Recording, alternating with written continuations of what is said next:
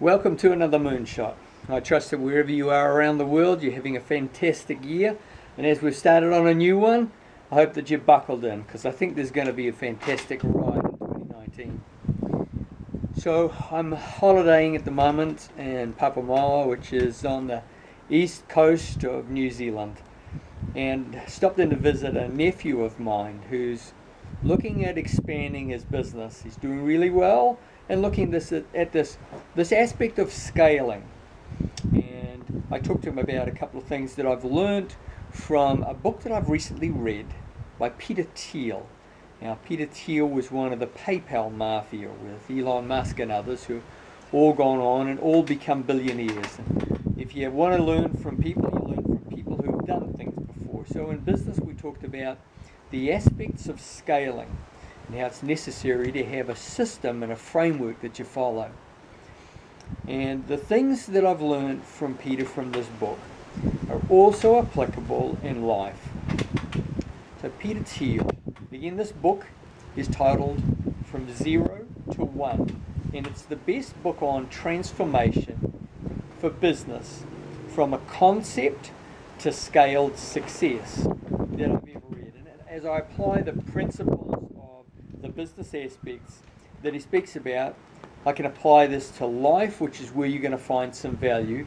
As I talk today about this aspect of scaling, and scaling to create greater value and greater impact in your life.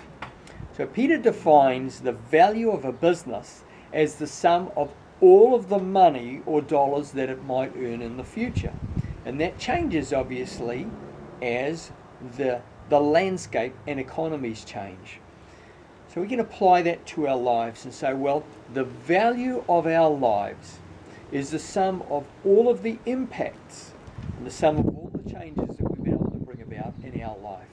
And we make changes either progressively or vertically or on different axes. Hopefully, they're moving us higher as well as forward. If we copy, which is what we do when we start on this progress scale, or mimic or multiply what is existing today, then we're moving on a horizontal progress axis. The application of billionaires and forward thinkers and extreme athletes and those who push boundaries in their fields and industry. In vertical is in doing new things that have never been done before in ways that have never been thought of before.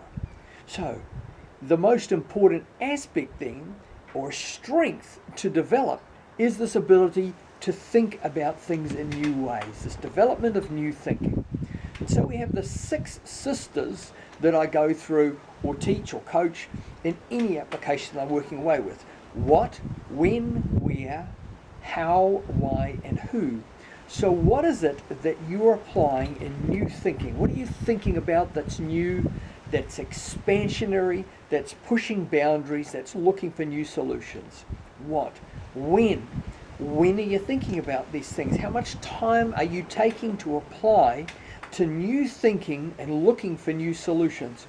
And when is it that you best do your deepest and most productive thinking? What time of the day, so that you can schedule that into your daily regime and your daily schedule? Where? Is there a place that you find you get the most productivity out of your deep and new thinking? Is it at the beach, quiet bush, in your study, hanging upside down from a tree? Make it a space where you do your deepest thing. What, when, and where. Then how, why, and who.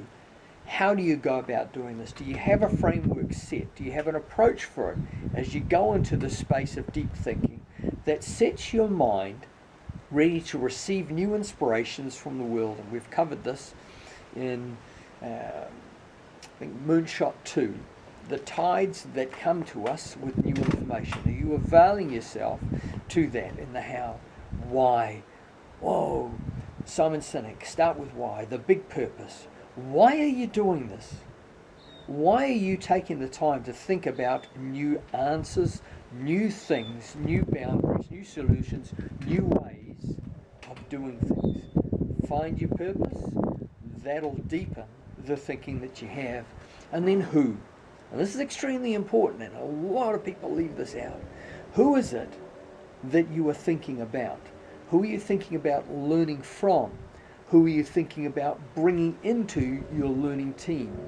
Who is it that you're going to share or mentor this learning with? So, by those 6 sisters, the big and key question when you look at all of those isn't about history. The key question for you now is not what you've done and what you can learn from it, but more, is your future going to be a matter of chance or design? You see, if you are prepared to accept that your life is simply a matter of random chance, then there's no point in planning, because it doesn't really matter, because nothing that you do will prepare you for the outcomes or the wins or the tragedies or the achievements. If you, though, believe that your life and your future are your creation by your design, then determine what you're best to do, the steps that you're best to take to achieve the outcome that you want to arrive at. Your intentions, your aspirations, your desires. And then do it with conviction. Not do it, IT, but do wit, W-I-T. I'm big on acronyms, as you know. W-I-T, whatever it takes. Do wit, do whatever it takes with conviction. Believe, conceive, and achieve. Napoleon Hill, that's my mantra for Pinnacle. But if you don't think that something is going to be possible, if you don't think it's going to be achievable, if you don't think that you're going to arrive at that destination, then you're never going to start planning, you're never going to start the points of action, you're never going to start progressing towards it. Recognize and accept that there are still numerous secrets to be discovered, and technology is only bringing that about in bigger and quicker and larger and more global and expansive ways than we've had before. But there are secrets waiting for you to reveal. They will only, though, unveil themselves to those who are relentless enough to keep searching for them, and those who demand to know the answers, and those who force themselves to look for the answers. Be bold enough, as Peter says, be bold enough to follow hidden paths. And as I would expand on that, bold enough to follow on hidden paths, because these are the ones less travelled, the ones not travelled. These are the ones that lead to the secrets that are guarded by nature.